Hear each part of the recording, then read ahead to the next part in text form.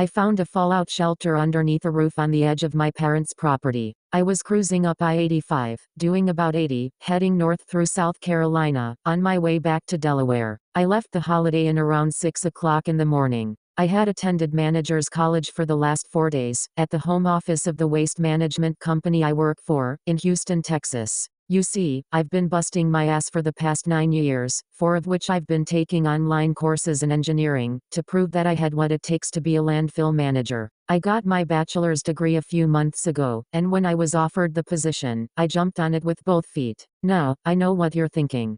Landfill manager. That's a real shitty job, and sometimes it is, but damn does it pay good. Anyway, I was cruising, rocking out to Trans-Siberian Orchestra's Beethoven's Last Night CD, the narrated version, when I got the call. If you don't know who Trans-Siberian Orchestra is, we cannot be friends. Just kidding. Seriously though, I picked up my cell phone from off the passenger seat, and looked to see who was calling. It was my mother. I turned down the radio, accepted the call, and said, "Hey, Mom." There were a few seconds of silence. "Jimmy," she said softly, and immediately I heard the tears in my mother's voice. "Mom, what's wrong?" I asked concerned. "It's your father, Jimmy. He's been hurt." I heard those words, and immediately slowed down, changed lanes, pulled over on the side of the road, put the car in park, and turned on the hazard lights. "Is he okay?" I asked. "What happened?" "Well, Jimmy, you know your father, Mr. Fix Everything himself.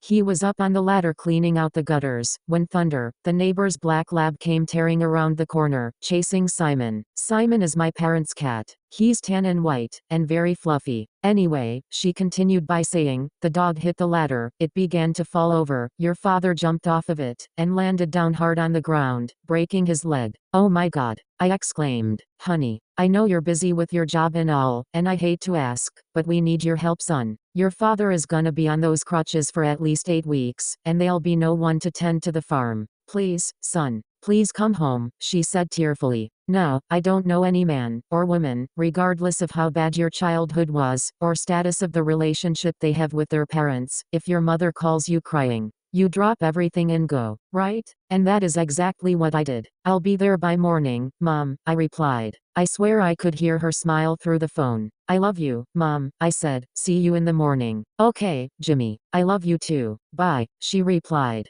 I then hung up the phone, and put it back on the seat, next to my cigarette tin. I grabbed the tin container with my tubes tobacco and roller in it, and rolled myself a smoke, and lit it. I sat there on the side of the road, smoking my cigarette, to try and calm myself down after what I just heard. You see, I rolled my own cigarettes. Non-menthol, of course. It's a lot cheaper. I mean, I could get a large 1-pound bag of tobacco. I like the good stuff, really, that's the name of it, for about $17, which is equal to about 2.5 cartons worth, and 3 boxes of 4 Aces tubes, for about $2 a box, which have 200 tubes in each box, which is equal to a carton, totaling $6. 17 plus 6 is $23. So, I could basically get 3 cartons worth of cigarettes, for about a third of the price you would pay for 1 carton. Delaware prices, that is. The roller cost about $8, but that's a one-time shot, well, until it breaks, and you have to buy a new one. Anyway, I calmed down, threw the butt out of the window, grabbed my phone again, then went to Google Maps, and got the directions from my current location to my parents' house in Pennsylvania. I then called my boss and told him what happened, and that I would be taking a leave of absence under the Family Medical Leave Act, FMLA for short. You all know what that is, right? Anyway, he didn't even argue with me. He just agreed, told me to keep him posted, and that he hoped my father would be alright.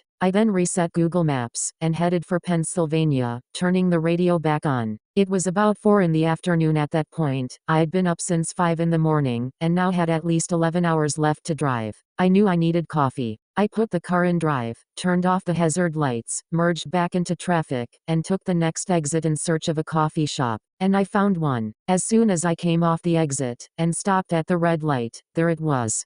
Coffee 24/7. I stopped in, and got the biggest cup of coffee they had. Something they called the all-nighter. It was a huge 52-ounce barrel-looking hot and cold travel mug. That thing was so big, it wouldn't even fit in the cup holder. I had to set it on the seat, and hope it didn't spill. I then rolled a couple more smokes for the trip. Who cares about that? Anyway, back to the story. I got the coffee, got back on I-85, and drove to Pennsylvania, stopping several times to use the bathroom, and to get gas. Why I didn't grab something to eat, I don't know. I just didn't. I arrived at my parents' house a little after 3 in the morning. Now, given the fact that I had been up almost 24 hours, and was tired as hell, even with drinking that whole mug of coffee, I decided to take a nap in the car. My nap was short-lived though, because at the break of dawn, the rooster started to crow. I did not miss that rooster at all. Anyway, I got up, rolled a smoke, smoked it, grabbed my stuff, and then went into the house. I walked into the living room, just as my father was waking up on the couch. He said he didn't want to risk falling down the stairs, given he wasn't too sturdy on the crutches. My mom came down shortly after, hugged me, put on a pot of coffee, and started making breakfast. We all then sat at the kitchen table, drinking coffee, eating breakfast, and talking. I hadn't ate anything all day yesterday, I had been driving all day. Remember? I ate enough for 3 people. Anyway, my father took the liberty of writing down everything that needed to be done around the farm. You know, turn the irrigation system on, feed the animals and give them water, harvest the crops if necessary, among many other things. Now, my mother noticed that I was dozing off during conversation, told me to go lay down, in my old room of course, and I could get started tomorrow morning. She could at least feed the animals that day. My father agreed, and so I did. I was woke up the next morning by that damn rooster again. I got up, and put on some of my old clothes. They were a little tight, but I still got them on. I put on a few pounds over the years. You see, my parents left my room exactly the way I left it when I moved out. Clothes and all, well, all the clothes that I left behind. Anyway, I went downstairs, rolled a smoke, and sat on the back porch smoking it. You see, my parents don't allow smoking in the house. When I was done, I went back inside, filled my barrel mug up with coffee, and took it with me to tend to the animals. I cleaned out the horse stalls, fed them, and gave them fresh hay, then let them roam in the field.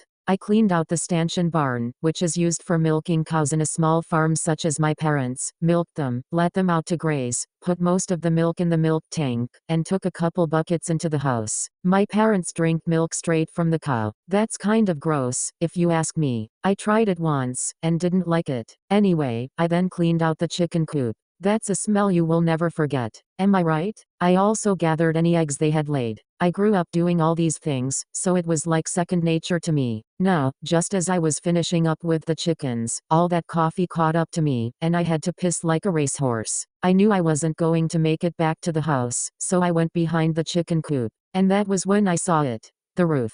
I wasn't sure what it was at first. It was covered with large branches, a lot of them, like someone was trying to hide it. My mind then raced back, all those years ago, and tried to remember if I ever saw this as a child. And I couldn't. I handled my business, then slowly removed the branches, and saw the roof.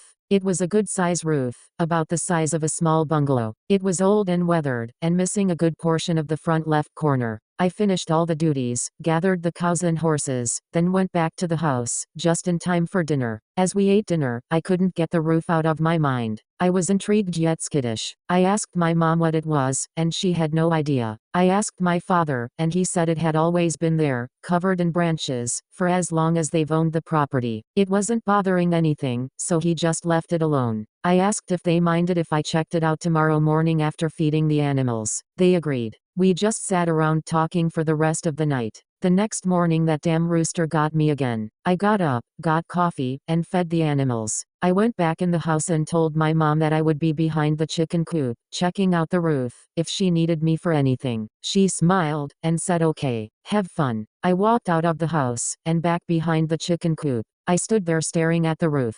How the hell did this even get here? I thought. I bent over to try and look inside, but I couldn't see anything. I took my phone out of my pocket, turned on the flashlight, and shined it inside. The light reflected off of 2 beady little yellow eyes, as this high-pitched hissing sound hit my ears. I stepped back in fear, and I'm glad I did. Just then, from under the roof, came this fuzzy little creature. A raccoon. I immediately thought of the raccoon scene from the Christmas movie Elf. That movie was hilarious. When the raccoon attacked Buddy the Elf, Will Ferrell's character, I couldn't stop laughing. If I had been any closer, it might have saw me as a threat, and attacked me too. Anyway, this raccoon seemed friendly though. It walked out, looked at me, tilted its head to the right, and just walked by me, making a whistling sound. It went around the side of the coop, and disappeared. Now, what I did next may not have been the best decision I ever made in my life, but at the time, it sounded pretty good to me. I got down on the ground, on my stomach, and crawled underneath the roof, still holding the light. There was a good amount of space under there. Man, I could have used this as a fort when I was a kid. This is great, I thought. Now, my plan was to get off the ground, and just sit under that thing for a while. It did not work out that way. As I went to get up, my left knee slammed hard against something that felt like a rock, but it wasn't. I grabbed my knee, reeling in pain, and sat back up, looking at the ground. There, in the dirt, was a rounded piece of metal sticking out. I bent over to clear the dirt from around it, sucking up the pain, and discovered it was some kind of round turning mechanism, kind of like a wheel. I dug down deeper, and discovered it was attached to a round metal cylinder. It looked very similar to a rack and pinion watertight hatch that you would see on a submarine. It was just big enough for a person to fit through. But, I knew it couldn't be a submarine. What the hell is this? I thought. Just out of curiosity, I tried to turn the wheel, but it wouldn't move. I dug down deep and gave it everything I had, and finally, after several tries, it began to turn. Holy shit, I did it, I said to the open air. I repeatedly turned the wheel, until I heard the locking mechanism open. Now, the hatch looked heavier than it actually was. I got down on my hands and knees, my knee didn't hurt as much then, firmly planted my hand on the ground, and pulled with everything I had. The hatch came flying open, making this ear-piercing screeching sound, and nearly ripping my arm out of its socket. It only weighed like about 20 pounds. There was another wheel on the inside. One to open it from the outside, one to open it from the inside, I thought. Anyway, as soon as the door opened, the overwhelming scent of stale air, and a scent that I recognized, but couldn't put my finger on, hit my nose. It was bad.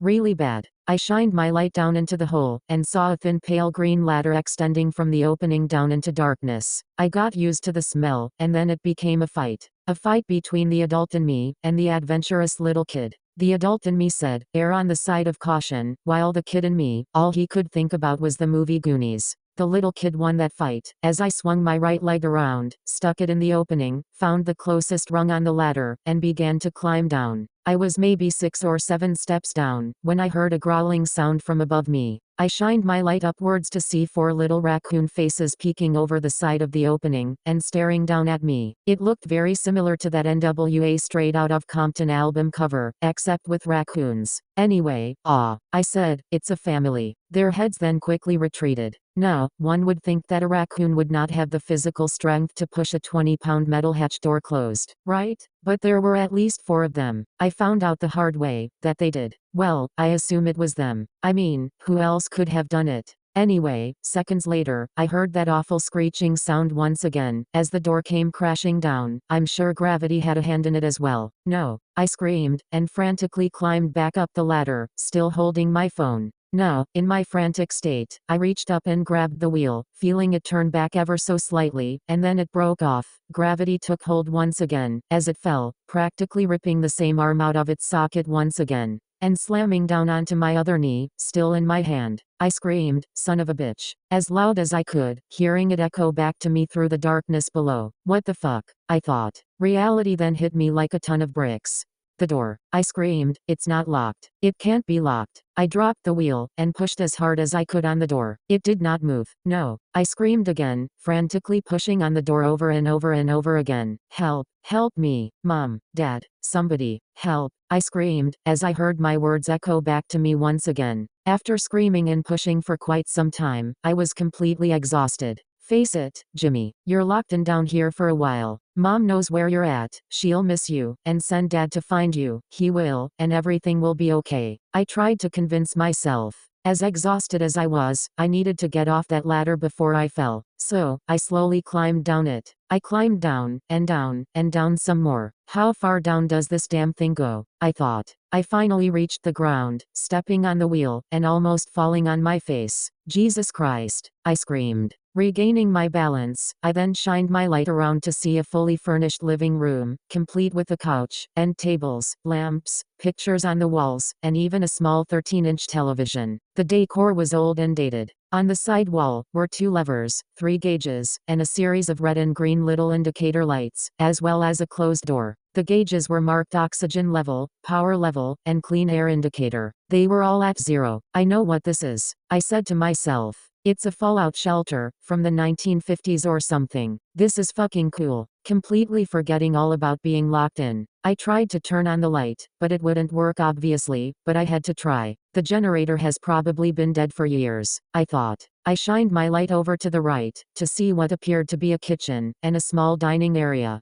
The kitchen appeared to be as big as the living room, with stand-up freezers lining the left wall, multiple storage cabinets lining the right wall, a small stove in the middle of the far wall, surrounded by numerous black 5-gallon buckets marked water. There were paper plates and styrofoam cups on the table. Somebody lived down here. Hell, I'd live down here, I thought. But where are the people now? I asked myself. Now, in between the storage cabinets, was an open door that led to a full bathroom. It was small, but had everything in it. I shined my light back to the living room, and held it on the closed door, as I walked over to it. I was kind of reluctant to open it, but I finally did, and to this day, I wish I didn't. I opened the door, and discovered where the people went, and remembered what that god-awful smell was. That's right. Decomp. As in decomposition. As in dead rotting corpses. I shined my light into the room, to see 2 rotting corpses lying on the bed. Their skin had liquefied, and was dripping off their faces, hands and feet, onto the comforter, and down to the floor, creating a huge pool of goo on it. One of the bodies appeared to be covered in what I can only assume was a nightgown. The other appeared to be fully dressed in what appeared to be dress pants, a button-up white shirt, and a black tie. The clothes were dirty, and falling apart. Their eyes and noses were completely gone. Their mouths were open, revealing a mouthful of decaying teeth. There were stringy pieces of hair protruding from their skull, what was left of it anyway. The smell was immense. I screamed in shock, like a scared little schoolgirl. My scream echoed back to me, which made it even more frightening. I threw up repeatedly. After I finished vomiting, I slammed the door closed, and went back to the living room. I put my phone on the coffee table, flashlight up, so it would light up the room enough to barely see. I then sat down on the couch, rocking back and forth, completely horrified, and mumbling to myself, I need a fucking cigarette. I need a fucking cigarette. But I left my tin in the house. There was no way I could get it. Fuck. I screamed, jonesing like a fiend. I finally calmed down, and just sat there, staring at the blank TV. I began to pass the time by singing to myself, daydreaming, and counting the number of triangles on the wallpaper. There were 1,834. I will never forget that number. Anyway, I got a little thirsty, so I went to get some water out of one of the buckets, but they were all empty, no food in the freezers, or the cabinets. There was nothing. I'm gonna fucking die down here, I thought. I began swallowing my saliva, in hopes it would curb my thirst, but it didn't. I then decided to lay down on the couch. There was no way I was going back in that bedroom. I closed my eyes, and must have fallen asleep, because I woke up to total darkness. I screamed, and frantically reached for my phone on the coffee table. I hit the table about 3 or 4 times, before I actually hit my phone. I picked it up, and it was dead. Out of frustration, I threw the phone, in the direction of the TV, and heard it smash almost immediately. I then realized that I woke up to complete silence, as well as complete darkness. There was no rooster cawing. I laid my head in my hands and began to cry. I really missed that damn rooster. Having no idea if it was the same day or not, if it was still daytime or not, or even what time it was, I sat there and cried, until I couldn't cry anymore, then just laid there staring into pure darkness. Now, I always wondered Harani Millsap, that old blind country singer. Never mind, that was most likely before your time. Anyway, I used to wonder how, given the fact that he was blind, how he would stop at the very edge of the stage, almost every time, if he couldn't see it. Then it hit me, he counted steps, and that is what I started to do. I ran into a lot of stuff at first, but I kind of got the hang of it. 12 steps from the couch to the bathroom, 9 steps from the bathroom to the ladder, 5 steps from the ladder to the table, and so on. To pass the time, I would make a game of it, not that being blind is a game. Because it's not. Anyway, I would walk around and see how many steps I could take before I ran into something. 23 was my record. Over time, I grew bored with walking around, and just laid there, on the couch, in pure darkness, with two rotting corpses not 20 steps from me, sleeping on occasion. I didn't know how long it had been since I had anything to drink or something to eat, let alone had a cigarette, or a cup of coffee. It had been a while. With the combination of those four things, the isolation, and the pure darkness, my mind began to play tricks on me. Now, they say that a prisoner confined to isolation for long periods of time will eventually go crazy. Well, I'm not sure if I'm crazy or not. My psychologist doesn't think so, but I'm not so sure. You see, at that time, my eyes began to see things that were not there. It started out with little balls of light slowly floating through the air, like fireflies on a warm summer's night. Then it escalated. I started seeing figures in different parts of the shelter, at different times, standing by the bedroom door, sitting at the kitchen table, peeking out from under the couch. Then they started moving. Walking from the bathroom straight through the freezers, from the bedroom door to the ladder and climbing up. I was completely terrified. I closed my eyes every time I saw one, and I'd still see them, with my eyes closed. I thought I was losing my mind, and maybe I was, just a little. It was at that point, I decided to venture into the bedroom. I opened the door, and sat down on the bed, knowing what was on the bed with me, but didn't care. I gave them names, Hawkeye and Hot Lips. Bet you can't guess where I got those names from. Anyway, I began to have conversations with them, about the weather, politics, or anything I could think of. Sometimes they would answer back, but sometimes they wouldn't. Now, I was laying on the bed, I slept there a few times, when I heard that familiar screeching sound. I shot up to a sitting position, and saw a bright white light shining down from the opening, lighting up the ladder. "Hello," I whispered. "Police department. Is there anyone down there?" A deep authoritative voice said. I got off the bed, and walked to the ladder. 15 steps. I poked my head up to see the light shining down. "Hi," I said nonchalantly to the light. "Come on down. You're the next contestant on." "Sir, do not move. Stay right where you are. I'm coming down." "Sarge, I think I found him. Give me a rag. Please, sir. It smells horrible in there," the authoritative voice said again. I just stood there. Soon after, I heard the clanking of heavy boots on the rungs of the ladder, as the light came down towards me. Moments later, what I thought was a light, turned out to be a man in a police uniform holding a flashlight. He stood in front of me, shining the light all around. "Are you James Jonathan Rigby?" he asked, with his face covered. "I don't know," I replied, and honestly I didn't. "Do you have any identification, sir?" he asked. "I have a picture of me in this thing," I said, reaching into my back right pocket, and handing him my wallet. He opened it up, and said, "We've been looking for you for days now, sir. Apparently, my mom called the police when I didn't come back that night.